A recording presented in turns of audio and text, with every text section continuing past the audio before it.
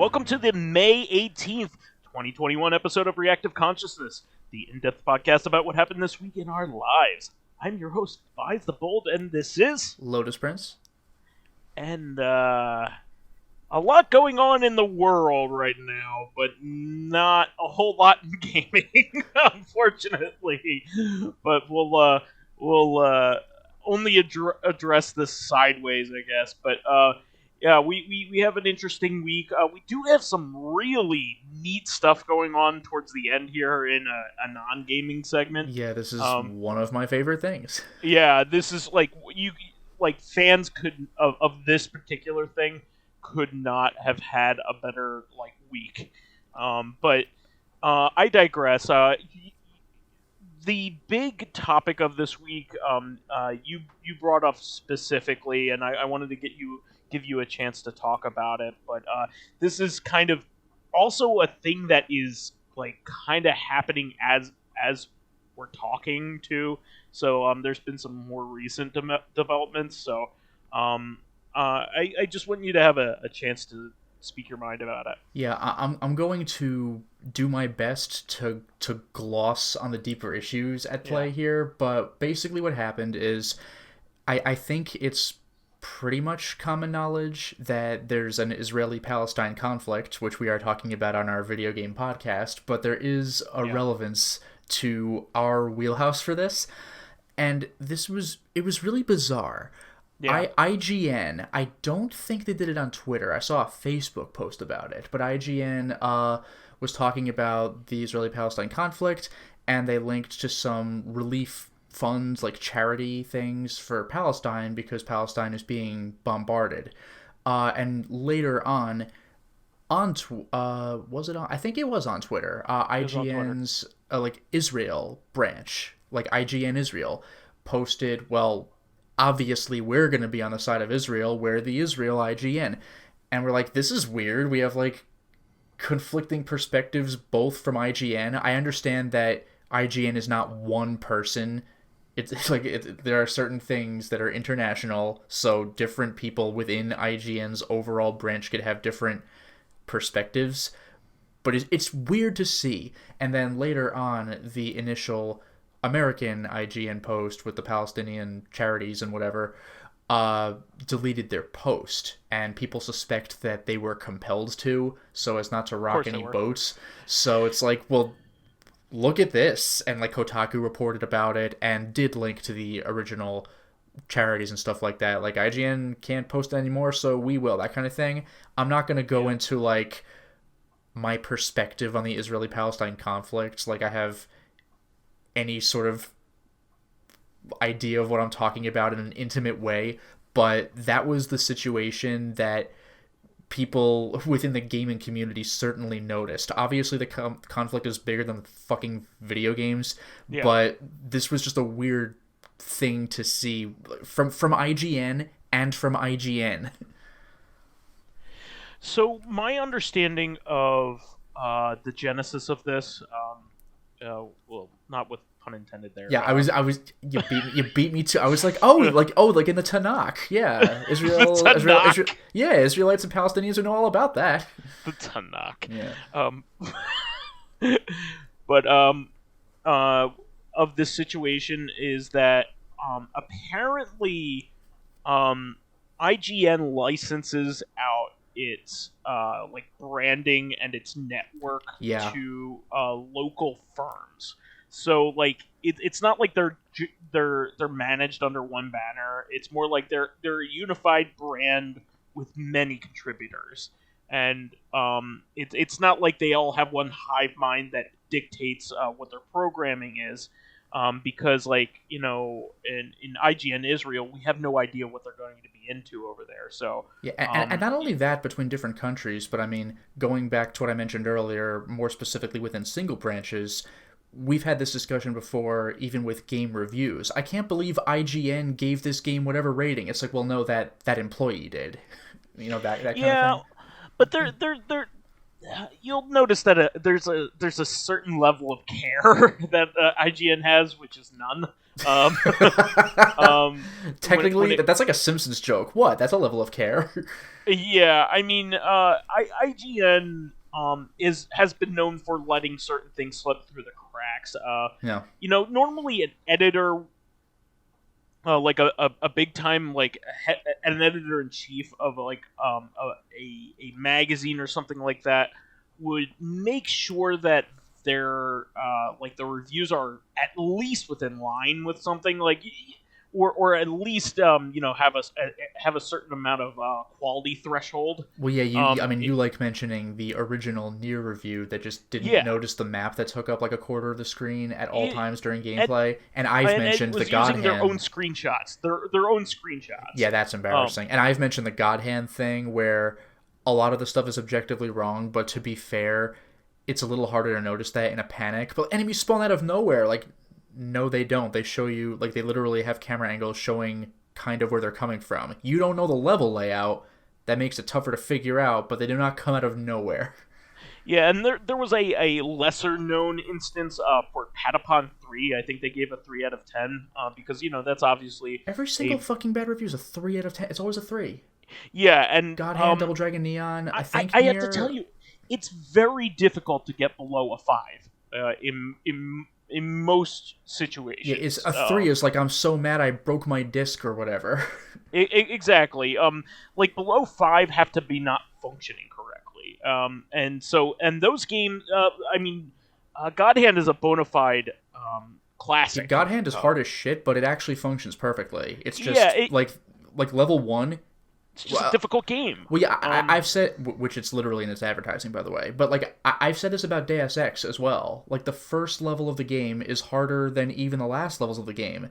Not because the level design's so much harder, but because at that point in the game, you, the player, and you, the character, suck. You are at your worst in level 1. So a lot of people played God Hand and they're like, this is impossible. But like, if you've beaten the game and you do a new game, like you just... What if I were to do a brand new file now that I know what I'm doing? It's like when I played Fury. When I played Fury, Furi, on the PS4... That game's amazing. I love that game. It's also hard as shit. But like, I did like 4 streams, I think. 3 or 4 streams that were like 2 hours each of which were like 2 bosses. So maybe I even did 5 streams.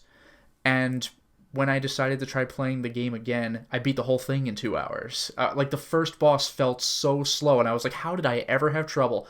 That's God Hand. Like, when you know how to play, it becomes playable. Yeah, I mean, it's one of those situations where, you wonder what they were thinking. The person who did it was obviously either very overworked or very lazy, one of the two, and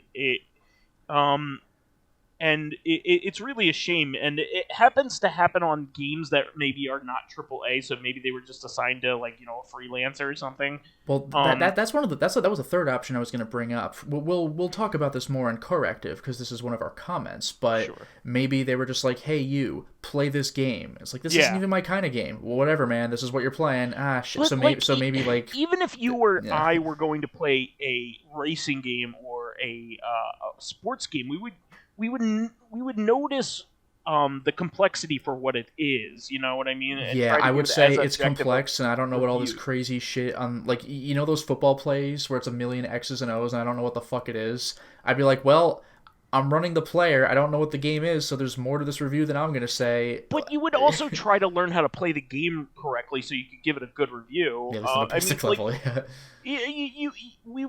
We would do our due diligence. Let's just put it that way. If that were our job. Yeah. But in these instances, what happened was somebody it's clearly got through the cracks. Whoever was doing it did not care. And a game like Nier is a little hard to give a review to because it is such a unique game. I could understand giving it a 7, but totally it being a total bona fide classic too. Well, I was thinking with Nier Replicant having just come out, tell all the players today, this is a 3 out of 10 game. See how many of them laugh at you. I can understand giving it a 7 because the gameplay is not perfect. It's not Automata. But it is undeniable, the themes and the story and the music and everything surrounding and it. the gameplay is still competent. It still And it's functions the also way it unique. should. You can exploit it. You can pull off some bullshit in that game that was unintended, but like the combat still works. You're not gonna be like, I can't beat this boss because the combat's broken. Like that's not a problem. Yeah, and the uniqueness is just so good. I mean, like the bullet hellish kind of stuff that's going on in that game. There's nothing like that, or especially before that. Yeah, the 3D bullet hell where you're running around in a standard adventure game, except there's a bunch of orbs you have to dodge. Like that feels weird. It's like when you fight the Cyber Demon in Doom 2016. You're like, am I having to dodge AoE like targeted attacks like it's a top down shooter? It felt weird. Yeah, to me, Nier is a bona fide classic. Yeah, like people are gonna remember that many years down the line. Yeah, I still say that I like the story even better than Automata's, and Automata's was damn good. Like, don't get me wrong, Automata won all those awards for a good reason, but I still think that the original Nier's story resonated with me a bit more. The emotions in it are just top notch. So yeah, the voice acting just carries that game. This is why IGN doesn't have a lot of cachet to like a lot of the hardcore gamers, is because like they should know better, right? Well, I remember even back in college, like on GameFAQs forums, there'd be that joke, you can't spell ignorance without IGN. Yeah, exactly. I mean, it's a good place, to get your Madden review, I guess, every year. But and we're not even talking casual gamers. Like, it's like, oh, well, you Call of Duty and football players. But I mean, like, yeah, if you want a general opinion of a game, I mean, it's fine. But if you're looking for weird niche stuff, because Nier was damn niche back in its day. Like, that was that weird $10 game that everybody saw on the shelf, but nobody actually bought. If you want weird stuff like that, then you probably Resonance of Fate is another one of those. What? Yeah, so you probably would need to look up like a particular personality that you find yourself generally agreeing with and see what they think about it. Because if you just look for like random review, it's the same thing with movie critics. If you don't look at the name of the critic, you're just like, I wonder what today's critic says. That may or may not be the kind of person you'd want to hear an opinion from. Yeah. Like the horror movie guy had to review a romantic comedy today, and he's like, this movie sucks. Like, does it though, or is that just not his thing? Yeah. So, unfortunately, this is a very sensitive topic. Getting back to the original. The point is different IGN branches, different perspectives, etc., etc. That was exactly. There was a long way to go, but we're back. I just want to say that this. I don't even want to get into such a complex topic, to be honest. I support this or that side. Just like the point is, we have conflicting IGN posts, also, and one of them deleted theirs. War and conflict, violent conflict, is never good. So I'll leave it at that. Yeah. I don't think it's good in any way. The only thing I will say is, regardless of your take on the Israeli-Palestinian conflict, I still think it's in poor taste to have deleted a post that had charities for people whose houses were fucking bombed. Yeah, I mean, like, even when innocent. Your own country is in a war against another country, like, you're not supposed to go after random civilians' houses. You're supposed to attack their army. Yeah, attacking like each other's like missile silos, okay, but like civilians, like that's supposed to be off. Yeah, like even in wars past, like attacking just randos wouldn't that be a war crime? Like I mean I read stories about like people in Vietnam, like, oh fuck, I saw movement and almost fired, but it was some kid. Oh shit, I would have felt terrible. And like, they're in an enemy nation at that point. I mean, like, there still are standards.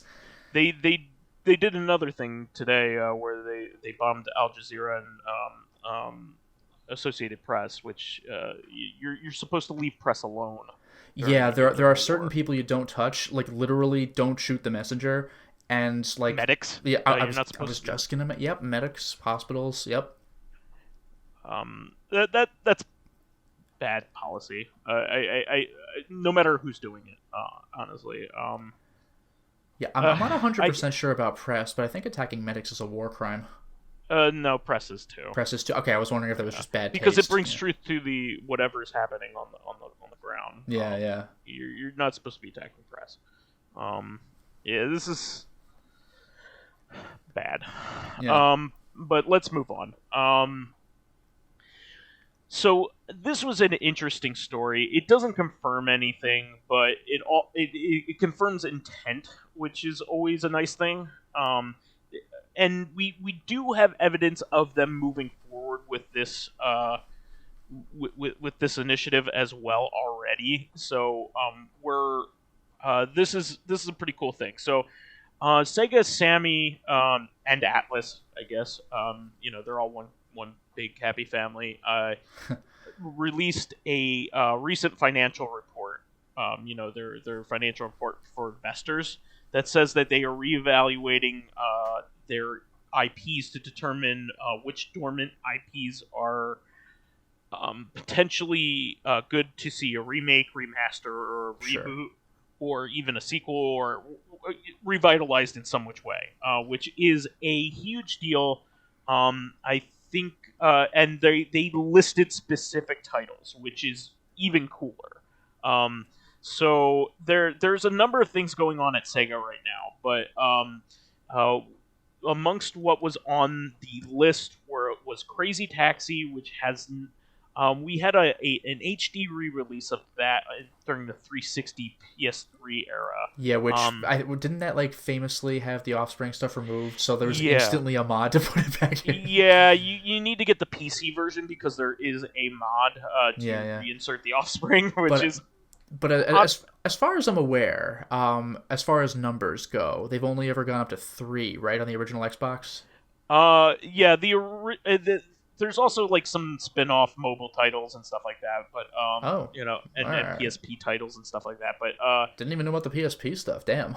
Yeah, there's some, but most of them are kind of like ports of like Crazy Taxi 1 and 2 and stuff like that. But okay, yeah, that makes me think of, I think I might have mentioned this before, but the Armored Core series, there's so many entries and there's so many PSP entries. How do I keep up? And then and then I realized that every single PSP entry is an inferior port of a PS2 title. Yeah, it's thank really God. just the arena mode of this one game or whatever. Yeah, there's one PSP title that has some unique parts, but otherwise it's an inferior port, and the others are just inferior ports. Yeah, so the last time we saw a new full-fledged title was Crazy Taxi 3, which is one of the best ones, honestly, and very overlooked because it was an OG Xbox exclusive. Yeah, this was the era where Sega disappeared because they had their Dreamcast games. So what do we do with all our Dreamcast games? I still want to sell them. So a ton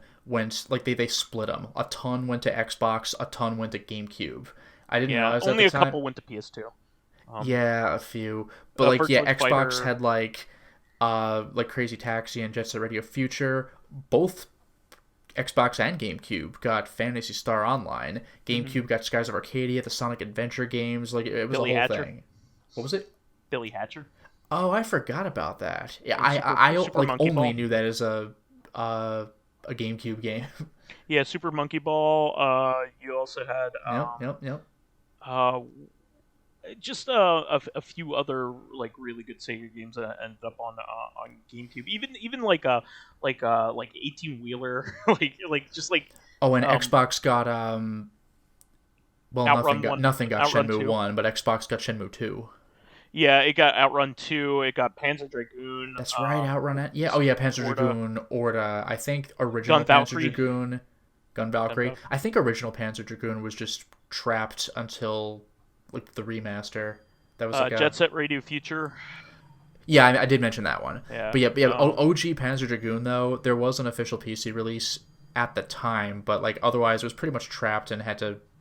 Yeah, Xbox was Orta, and Zwei has, I don't think, ever been ported, or Saga. Zwei is getting a port. Well, yes, Zwei is getting another remake. Another rebuild, just like if the original one was rebuilt. but that otherwise has been trapped. It's like Bloodlines. All of a sudden, like Castlevania Bloodlines, all of a sudden it's being released like ports. Now. We're like, what? Yeah. So speaking of, I'll list the other titles. Jet Set Radio's on that list, so maybe the Jet Set Radio Future hopefully will get a port or a remake. The second game is my favorite. I really love that game, and I beat the crap out of it. I loved it. Space Channel 5. Future is the second game, right? Future is the second game, yes. Oh, yeah, Space Channel 5 is one of the weird ones that went to PS2. Space Channel 5 Episodes 1 and 2 collection, and Rez, for that matter. Yeah, and Rez is on this list as well, which is kind of funny because Rez does have modern... Rez got multiple re-releases. Now there's Rez Infinite, which even has VR support. And Space Channel 5, by the way, had like a separate PS VR title as well. Well, maybe they're talking about maybe a sequel or something, which would be really cool. Space Channel 5-4. That'd be great. More Space Michael, you know? I don't work for Sega, so take this with a grain of salt. I don't think they're bringing back Space Michael. Rez, Panzer Dragoon, which we know we already have working on those. Will be coming soon. The remake of the original Panzer Dragoon turned out really well. So I think that they may even be considering remastering or rebooting Saga. That would be really neat. That'd be insane, because that's like, isn't that just like the Holy Grail title for the Saturn? Yeah, and it's even I think there's something like under 1,000 copies or something crazy. Yeah, it's some absurd number. Yeah, in English. Well, in America, I should say. Knights, which would be cool. There was a sequel to the Wii, but yeah, the Knights. What was that even called? Journey into Dreams. Oh, does that sound right? Jeez, good memory. All right. Yeah. Shinobi, the last Shinobi game. Can you guess when the last Shinobi game was? I can tell you exactly. There's a 3DS title, isn't there? Yeah, you got it. For just a second, I was thinking Sega, so I'm like, oh, the Saturn one, but no. Well, there was the PS2 game. And Nightshade. Yeah. But by the way, there's some trivia for you. Did you know that Nightshade is a Shinobi game? They got similar fonts. That's all you got. And maybe it's just like Dino Stalker. That was a Dino Crisis game the whole time. Like, oh, okay.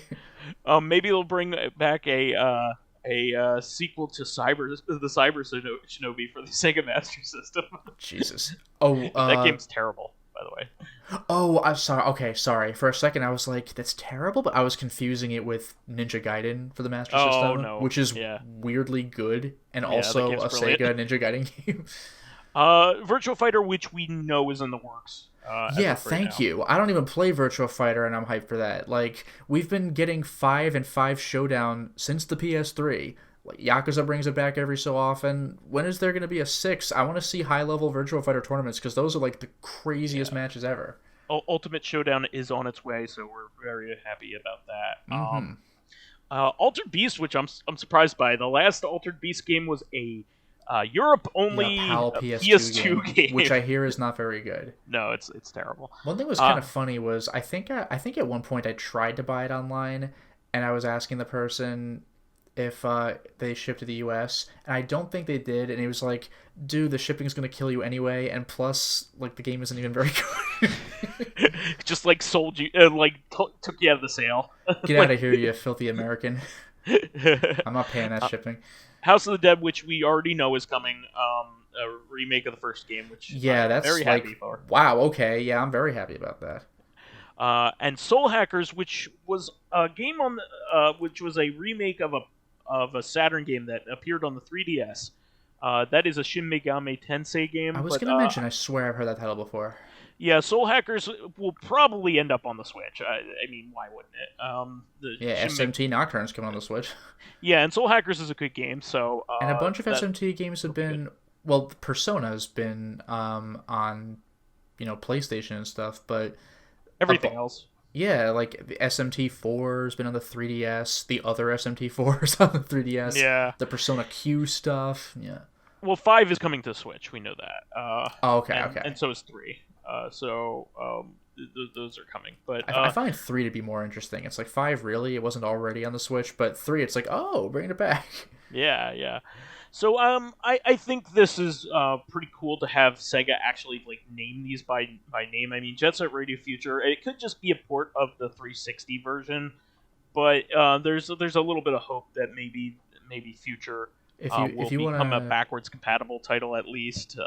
If you want to hear Charles Martinet, the voice of Mario, oh yeah, not doing a Mario voice, then Jet Set Radio Future is your big chance. where he talks in like normal ass sentences.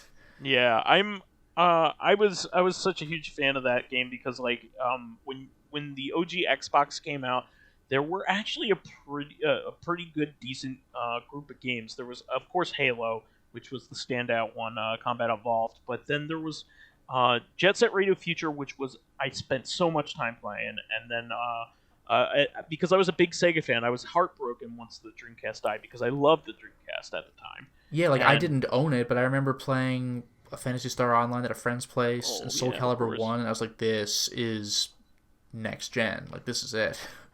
And and also the original Max Payne was really big back then. So I played all of those on Xbox and had a really good time. Oh yeah, Dead or Alive 3 at the time. Yeah, that was good stuff.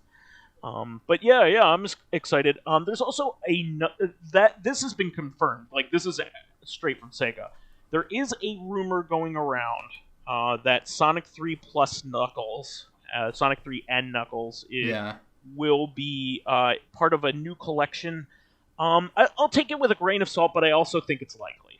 Because, it has happened before. Yeah, it is a classic Sega title. It's one of their best titles. Yeah, combining them, it really is one of the better and surprisingly more expansive non-RPG Sega game. It has a save file. A fucking Sonic game has a save file. And you need it. Yeah, you do, actually, yeah.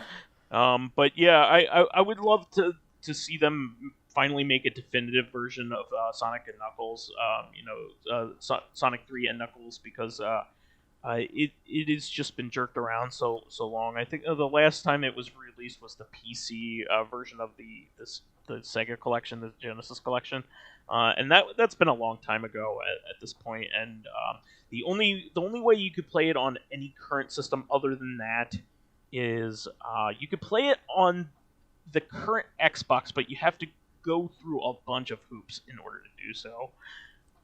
You need to buy Sonic 3, and you need to buy Sonic and Knuckles, and you need to do it on an Xbox 360.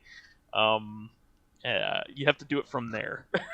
No, you know, it'd be great if they released like a collector's edition, like Genesis cart, or like if IM8-bit did like a Genesis cart, but like as a joke, it's like, you know how famously you would put Sonic 3 on top of Sonic and Knuckles? If it were one cartridge that were just tall.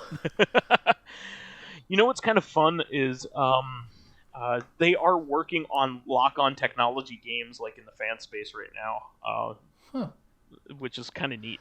The funny thing, though, is that even that shouldn't have existed. I had heard that Sonic and Knuckles was sold separately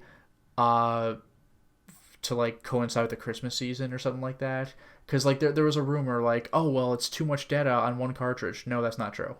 Yeah, no, they just I don't think they had the game done.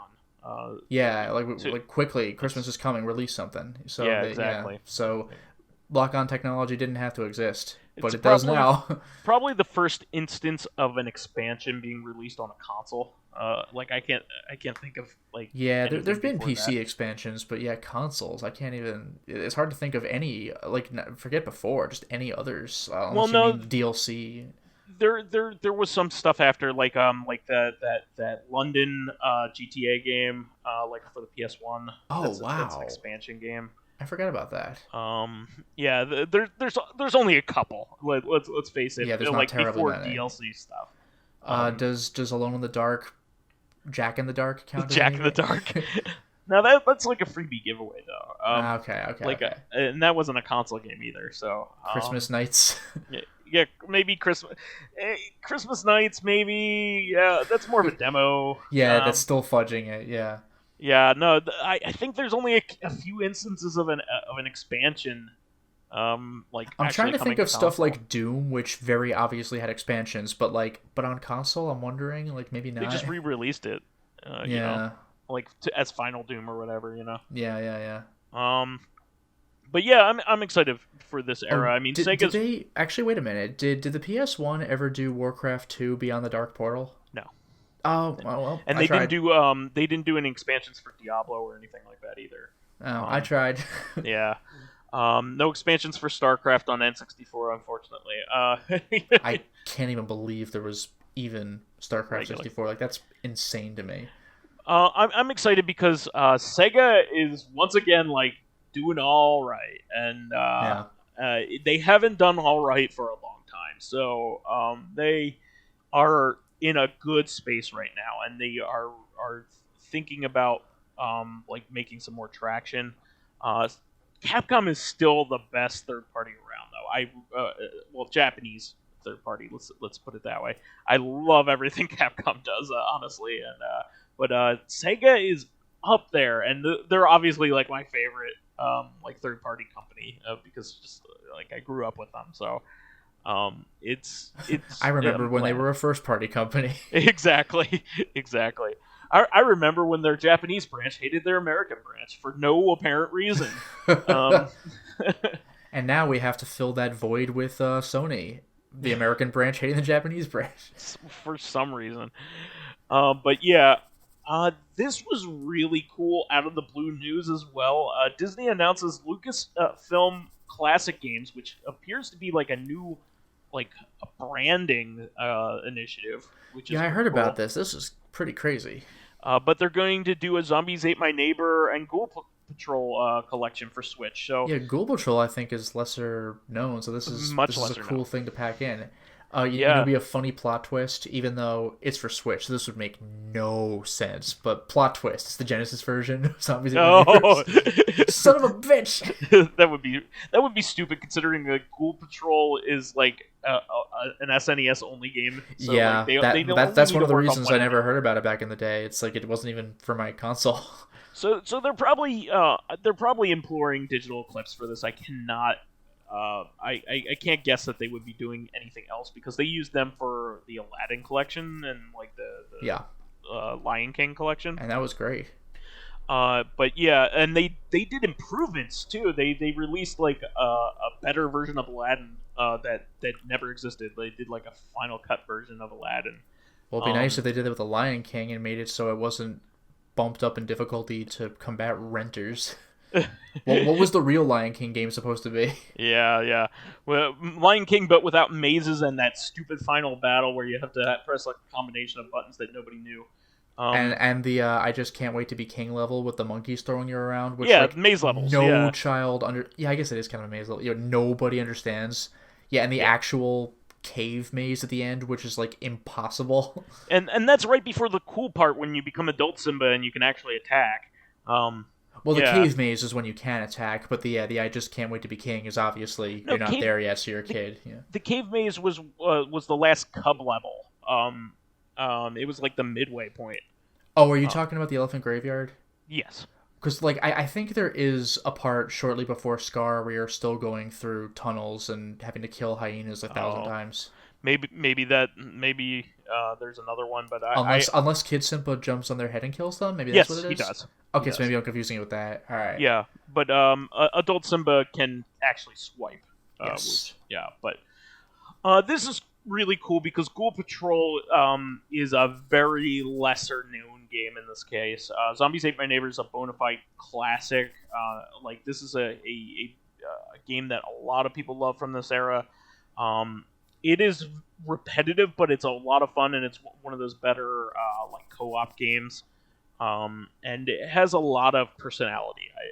That's also what's cool about it.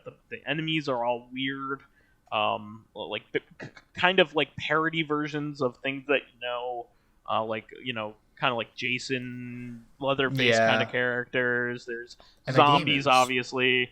yeah, they're Um, the first among the first enemies. The game is super hard Giant though. babies, giant The babies. giant baby will kick your ass. Yeah. Like the game, like you play level 1 and you're like, oh, I get how this game works. no, you don't. Level 1 is a ringer. That game will beat the shit out of you. Yeah. And not only that, but if you die, even if you continue with a password or something, it's like if you had level selected to that level where you only go in with your basic gun, like the game's unplayable at that point. Like if you ever game over, then just reset the whole game because continuing will not help you. Hopefully they'll have some kind of quality of life improvements to like keep your inventory or whatever, that kind of thing. Yeah, like there is no point to a password system unless you just want to see what a level looks like because you're not beating it. Yeah. And Ghoul Patrol is much less known. It was by a different developer, I think. And the funny thing about Zombies Ate My Neighbors is it's also a Konami game. Ghoul Patrol is not. That's a JVC game. So what's kind of funny is the localization team kind of threw in a Castlevania reference, which probably will not exist in the new one or the new port. But they called the vampire Vlad Belmont. Cute. But yeah, Ghoul Patrol is much lesser known. It's not as good, honestly, but it's still cool to see it here, and it's not a bad game either. It's still fun if you want more of that kind of thing. It's nice to see that Nintendo remembers Ghoul Patrol. Yeah. Like, we don't. Yeah, and believe it or not, if you're still into this kind of thing, there's actually a really good third game. It might be as good as the original game, in fact, or better. I think like the third game is like the secret best one. Do you know what the third game is called? No, but let's see what happens if you name it. So you would not know by its title. Okay. That it's one of those things, and it is not. It does not have those characters from those first two games, but it has the gameplay style. Sure. Herx Adventure for PlayStation 1 and Saturn. Jesus. This is not part of this I've heard collection. the name, but I didn't know what it was. This is not part of this collection, but it is very clearly a spiritual successor. Yeah. Kind of like how like Maximo is like secretly a Ghosts and Goblins game. Well, that wears it on its sleeve. I mean, there's ghouls and ghost music in that game. Like, that's fair enough. You that get hate game and you're in your underwear. But they're not hiding. They should have just called it Ghouls and Ghosts. I don't know why they didn't. They would have sold more. Ghouls and Ghosts Streetwise. It's like Hardcore Uprising. What are you even doing? Like, the Contra name sells games to people who know what Contra is. Like, what are you doing? Yeah. Yeah. I can see not cashing in on Ghoul Patrol. Sure, come up with a new name, but like, come on. Well, it's like what I mentioned before about how Dino Stalker is secretly a Dino Crisis game. Yeah. I know they both start with Dino, but like Dino is not exclusive to that series. Everybody says technically Dino. It's also a Resident Evil game because it is a Resident Evil Survivor game. Well, yeah, it's part of the Gun Survivor series. Or Gun Survivor, I'm sorry. Yeah, it's not a Resident Evil game, but it's Gun Survivor 3, right? Yeah, it's the only Gun Survivor game that's not Resident Evil. Yeah. So, but yeah, I just thought this was cool. I think there will be some quality of life improvements, and it also just shows Disney is committed to re-releasing like their old back catalog of video games. I mean, I can't think of too many other games from this era, like PC or console-wise, that they still like, other than the Capcom stuff. The Capcom stuff is the only thing, but like any of the Virgin Interactive stuff, it's basically been re-released. Yeah, even Monkey Island came back. Yeah, they have the Monkey Island games, Sam and Max games. Grim Fandango came back. Grim Fandango, yeah. They even managed to bring back Full Throttle and like some of the more obscure ones. And the old Sam and Max hit the road. Yeah, exactly. So, yeah, I think all of the point and click, all of the, you can even play like Loom now is like easily accessible. Yeah, and the Dig. PC. And the Dig, yeah.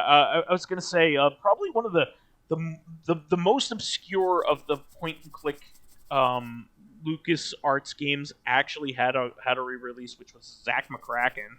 Yeah, and the alien mindbenders. Yeah. So like I think you can play like on PC at least you can play all of the Lucasfilm point and click games, which is really an amazing time. It has never been like that. It's been very, very hard to even find or play these games way back when. So and they bring back a lot of the Star Wars games from this era. I mean, like the Dark Forces games are on consoles now and things like that. The Jedi Academy games are easily accessible. Yep. This is like cool stuff. So I'm really glad that Disney gives a shit, because like you could easily just be like, whatever. But they're like, oh no, we'll put Jungle Book out. You can play it. Yeah. Which is pretty cool. And I just wanted to give a shout out here. This is probably the biggest release of this week, which it's kind of funny because like it's not that big of a release, but I like it. I think it's cool. Yeah, I had heard about this. This is like significant on principle. I don't know how many people will care personally, but it's something of a big deal. Famicom Detective Club volumes 1 and 2 are out on Switch. You can buy them as a collection for a cheaper price, or you can buy them a la carte for $35 a piece. You can buy them for $60 as a collection. Just get the collection. What are you doing? Why would you buy one and not the other? Yeah, it's significant in a couple different ways. This was Nintendo's first foray into basically like a visual novel kind of game, and that was for the original Famicom, obviously because of the title. It's also kind of significant because of the naming convention. Nintendo of America does not often let Famicom slip. That's true. In North American marketing. Only a couple times have we ever seen it, but like in terms of like an actual product name, one of them being like even like Mario Brothers 2, it's the Lost Levels is still called that. You know, it's not called like Famicom like Mario 2 or anything like that. But the only other time I've ever seen that is like when something is Famicom colored, like they'll bring like a Famicom themed like GBA over. Or this like is, the Famicom. This is an allusion to that thing we don't sell. Yeah, the Famicom themed Rob. Yep. Amiibo is a thing as well. So I mean, this is really cool. These games are really cool, and everybody is saying that the translation is good, and these are good remakes.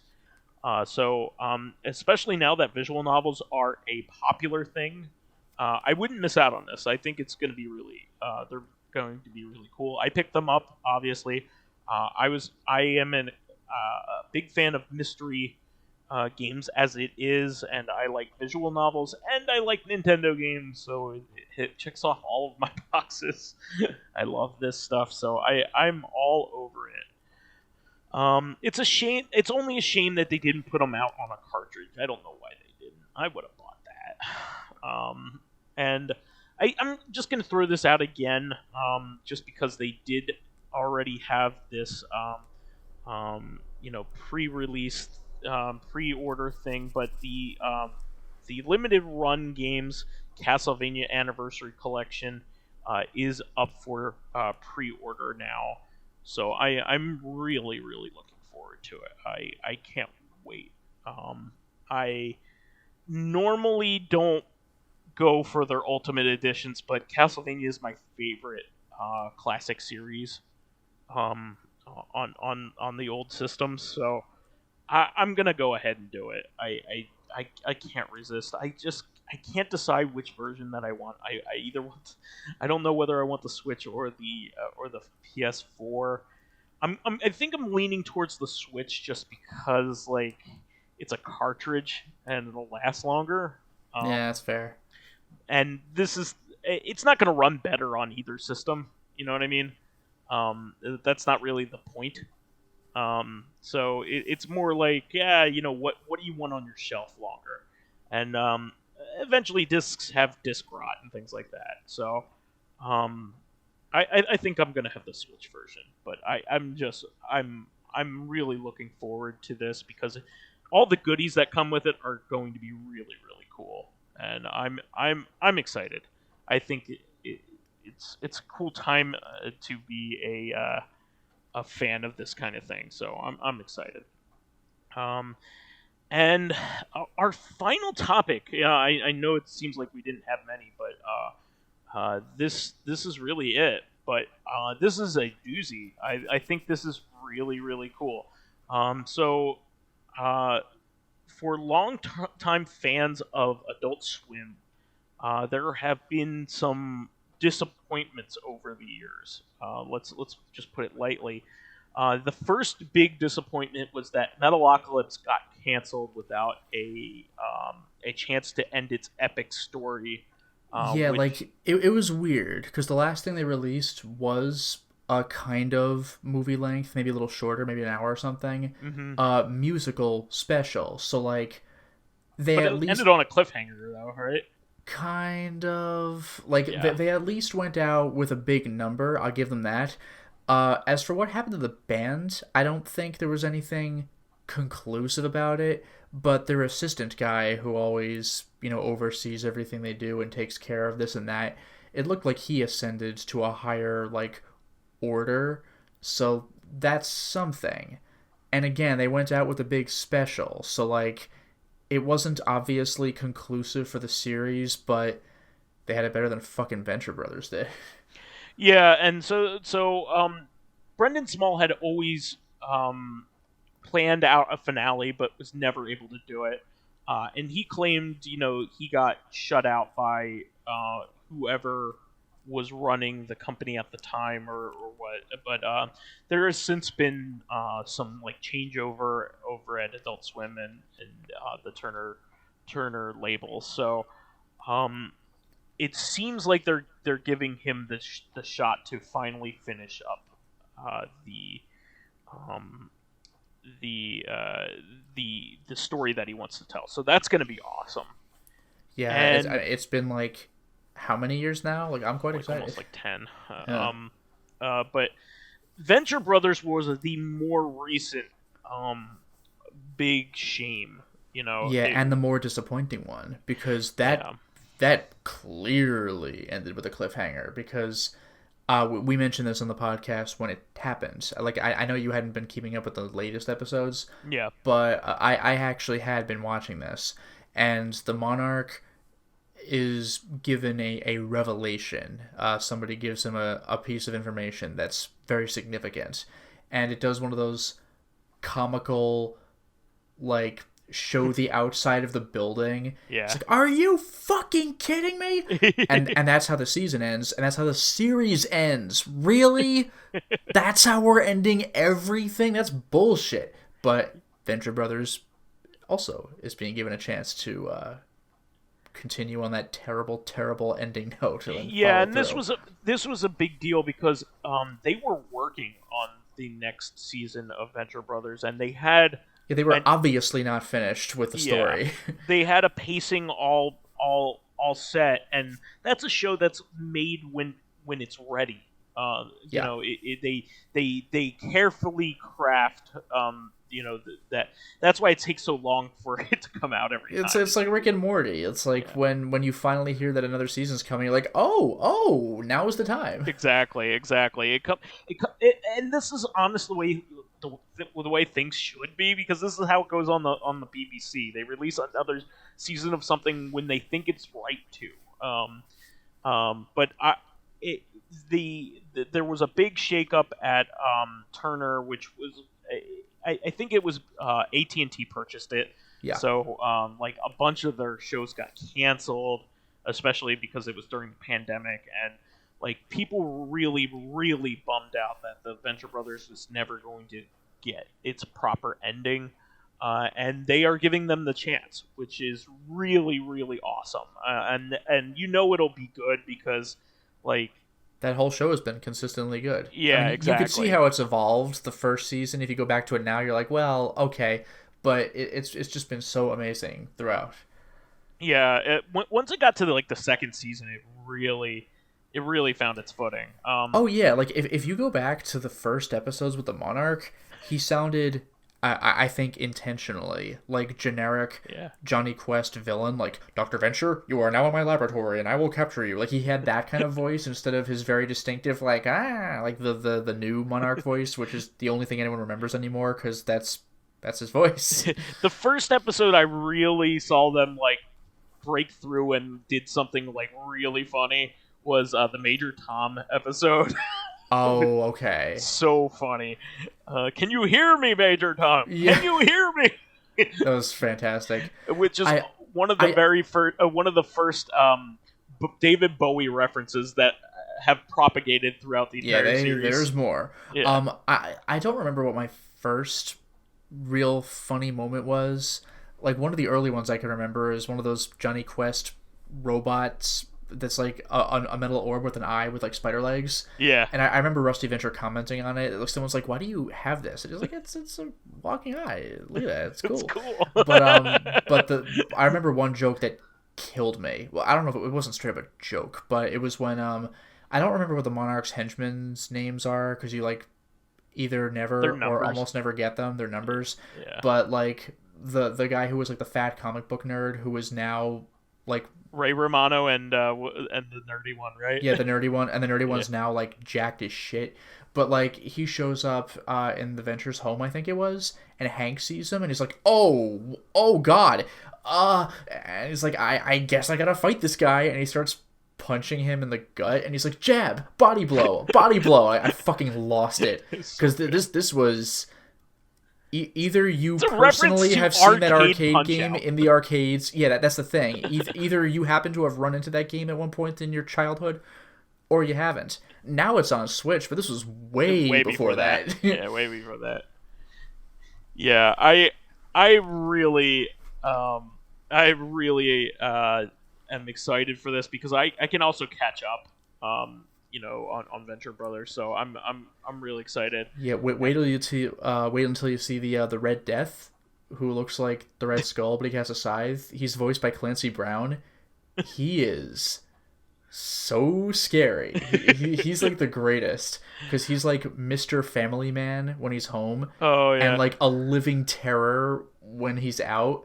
He is like, I gotta link you to a clip later where he's just talking to Monarch and making him more and more uncomfortable, and you're just like, oh God, how's this thing gonna end? It's so good.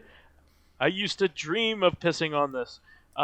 Yeah. Oh wow, I remember that. You are being analyzed by the nozzle. The nozzle. Do not touch the nozzle.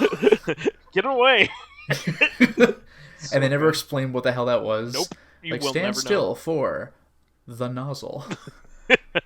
Or Steve Colbert voicing a robot who keeps following people around and loudly shouting, "Ignore me!" Yeah. It's always cold in Siberia.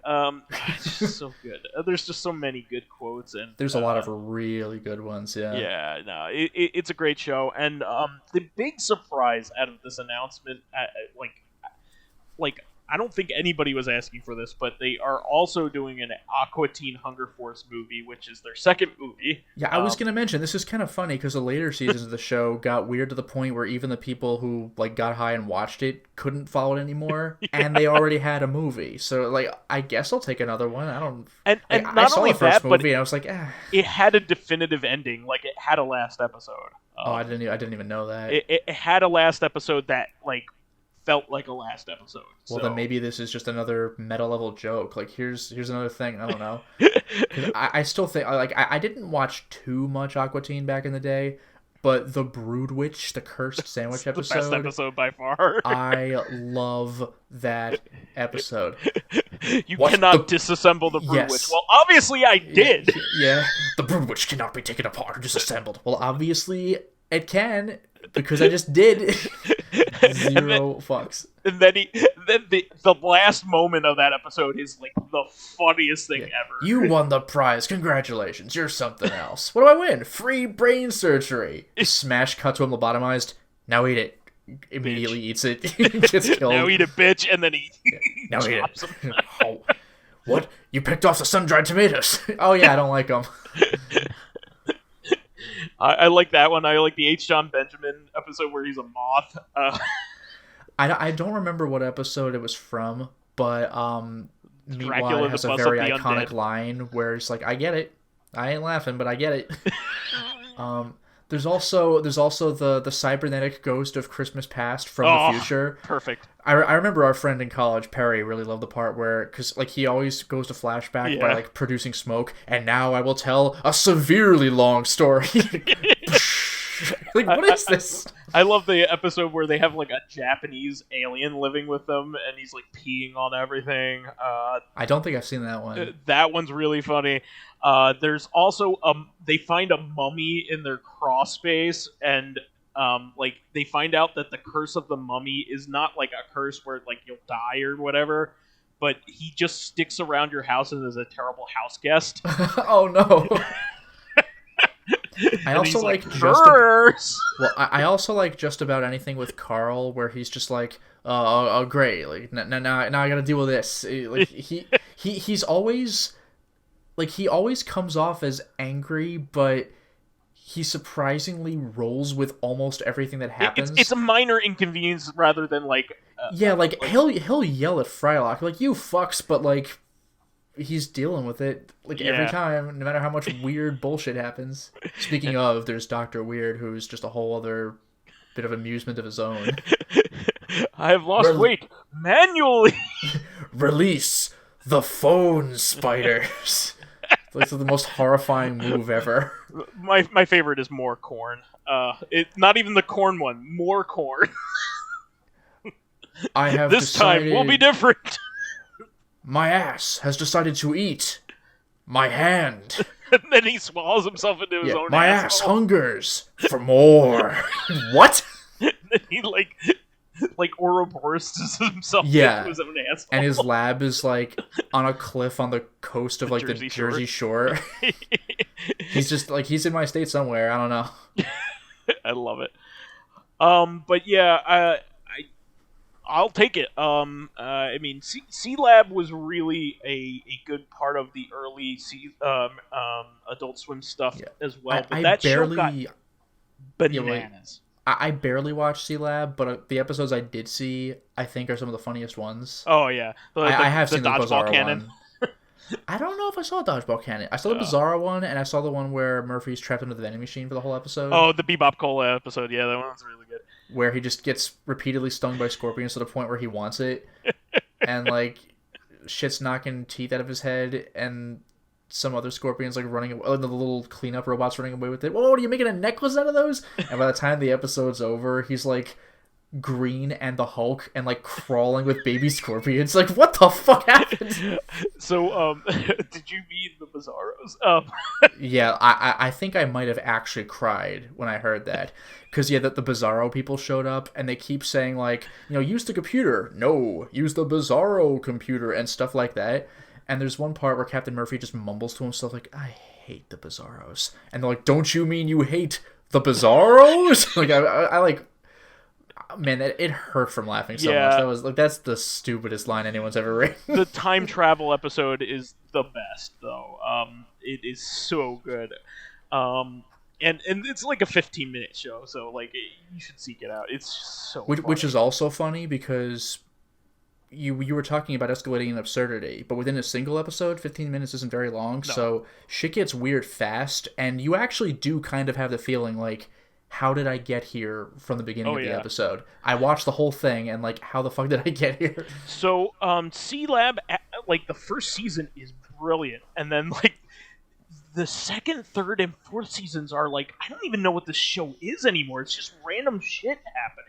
I remember seeing one episode where I think the joke was that it was like a C-Lab 2020 episode. Yeah, like it was just boring. Like, we have to investigate the underwater, and it's just silence and clips of them swimming. Like, it's so dull, and you're like, oh yeah, this was a real thing that used to exist. It's like Harvey Birdman. Like, there used to be a Birdman show, and it was mediocre and forgettable.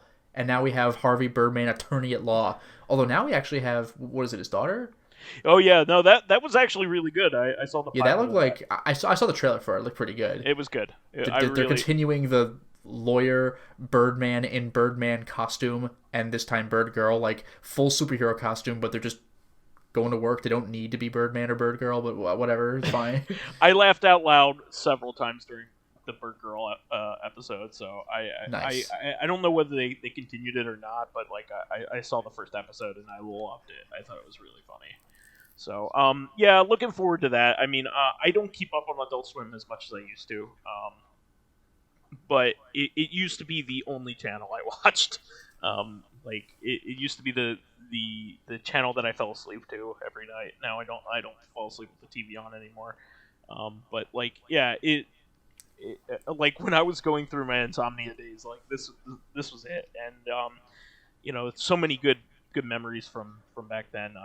Like it started when we were in high school too, so it was always a really good time, and to see two really great series get with an actual pretty tight continuity. Yes. Venture Brothers, the lore runs deep, but you can actually follow it. Yeah, and it's actually part of the Johnny Quest universe now. Yeah, they met Johnny Quest. He was like tweaked out on drugs from like being a young adult after having been, kid Johnny Quest and going to a whole series of that shit. Yeah, and Metalocalypse is just probably the best representation of what metal thinks it is. There is kind of a continuity there, but it's mostly stupid bullshit that's also awesome. It's so you amazing. you're conflicted between feeling guilty for liking it or feeling like, no, you know what, this is actually genuinely cool. The episode where they meet their parents is like one of the funniest things I've ever seen. And most of the parents suck. Well, except for Nathan Explosion's parents, he likes his parents, but but like Toki's parents are brutal Puritans. Yeah, I don't even remember Swissguard's parents. I remember Swissguard's mom is a whore basically.